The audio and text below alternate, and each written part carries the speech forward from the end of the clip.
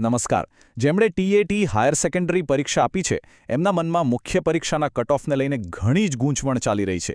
ચારે બાજુ જાતજાતની વાતો ફેલાઈ રહી છે, પણ ચિંતા ના કરશો. આજે આપણે અહીંયા સત્તાવાર પુરાવા સાથે એક ભ્રમણાને દૂર કરીશું અને સાચી હકીકત શું છે એ જાણીશું. તો સૌથી મોટો અને અગત્યનો સવાલ એ જ છે કે મુખ્ય પરીક્ષામાં ક્વોલિફાય થવા માટે આખરે કેટલા માર્ક્સ જોઈએ? ઓનલાઈન તો એટલી બધી અધૂરી માહિતી ફરી રહી છે ને કે બધા જ ઉમેદવારો મૂંઝવણમાં છે કે ભાઈ તૈયારી શરૂ કરવી કે પછી રાહ જોવી. ચાલો આ અસમંજસને આજે પૂરી કરીએ અને સાચો જવાબ શોધી કાઢીએ. એક વાત જે હમણાં બહુ જ ચાલી રહી છે એ કદાચ સાંભળવામાં આવી હશે કે અરે 60 માર્ક્સ આવે એટલે મેઇન્સની તૈયારી ચાલુ કરી દેવાય.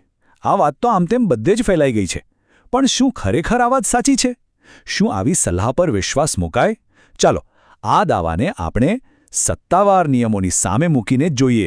જો કોઈની પણ વાત પર આંખો બંધ કરીને વિશ્વાસ કરી લેવા કરતાં સૌથી સારું એ છે કે આપણે સીધા ઓફિશિયલ સોર્સ પર જ જઈએ. મતલબ કે જે પરીક્ષા બોર્ડે પરિપત્ર બહાર પાડ્યો છે એને જ જોઈ લઈએ. તો ચાલો જોઈએ કે નિયમો આખરે કહે છે શું. ઓકે, તો અહીંયા જ બધી ગૂંચવણનો ઉકેલ છે. જુઓ, નિયમ એકદમ સ્પષ્ટ છે. જનરલ કેટેગરી માટે મિનિમમ 40%, એટલે કે થયા 80 માર્ક્સ. અને એસસી, એસટી, એસસીબીસી, ઈડબ્લ્યુએસ અને પીએચ આ બધી અનામત કેટેગરી માટે ઓછામાં ઓછા 35%, એટલે કે 70 માર્ક્સ. અને હા, એક વાત બરાબર સમજી લેજો, આ છે મિનિમમ ક્વોલિફાઇંગ માર્ક્સ. આનાથી 1 માર્ક પણ ઓછો આવે તો મુખ્ય પરીક્ષા માટે ક્વોલિફાય નહીં થવાય. તો હવે આપણી પાસે ઓફિશિયલ આંકડા છે, બરાબર? તો ચાલો પેલી 60 માર્ક્સવાળી વાત પર પાછા આવીએ અને એનું જરા પોસ્ટમોર્ટમ કરીએ. હવે બરાબર સમજાઈ જશે કે એ સલાહ કેમ બિલકુલ ખોટી છે અને લોકોને કેમ ગેરમાર્ગે દોરી રહી છે. જુઓ, ફરક તો સાવ સામે જ દેખાય છે. એક બાજુ છે 60 માર્ક્સની ખોટી વાત અને બીજી બાજુ છે 70 અને 80 માર્ક્સનો પાક્કો સત્તાવાર નિયમ. હવે સીધી ગણતરી છે. 60 માર્ક્સ તો 70 અને 80 બંનેથી ઘણા ઓછા છે. એટલે સીધી વાત છે કે 60 માર્ક્સ પર પાસ થવાની વાતમાં કોઈ જ દમ નથી. એટલે વાત એકદમ સીધી અને સાદી છે. જે કોઈ પણ ઉમેદવારનો સ્કોર ઓફિશિયલ કટઓફથી, એટલે કે જનરલ માટે 80 અને અનામત કેટેગરી માટે 70થી ઓછો હોય તો એનો અર્થ એ છે કે પ્રારંભિક પરીક્ષા પાસ નથી થઈ. પછી ભલેને ઓનલાઈન કોઈ ગમે તે કહે, નિયમ તો નિયમ છે. મુખ્ય પરીક્ષા માટે ક્વોલિફાય ન જ થવાય. સારું, તો હવે ખોટી વાતોને તો આપણે સાઈડ પર મૂકી દીધી. હવે આવીએ અસલી મુદ્દા પર. તો પછી કોણે તૈયારી શરૂ કરવી જોઈએ? કોના માટે મેન્સની તૈયારીમાં લાગી જવાનો આ એકદમ સાચો સમય છે? ચાલો એના પર એકદમ ચોખ્ખી વાત કરીએ.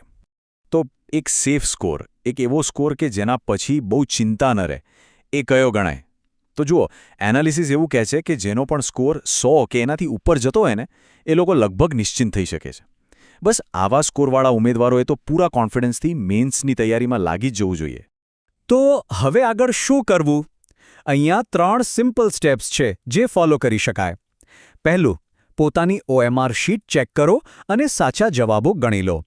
બીજું, એના પરથી પોતાનો અંદાજિત સ્કોર કાઢો. અને ત્રીજું, જો આ સ્કોર 100નું ઉપર જતો હોય તો બસ પછી 1 મિનિટ પણ બગાડ્યા વગર મુખ્ય પરીક્ષાની તૈયારીમાં જ જોડાઈ જાઓ.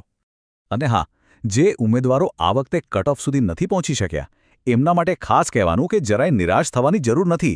કારણ કે એક રસ્તો બંધ થાય તો બીજા ઘણા ખુલે છે.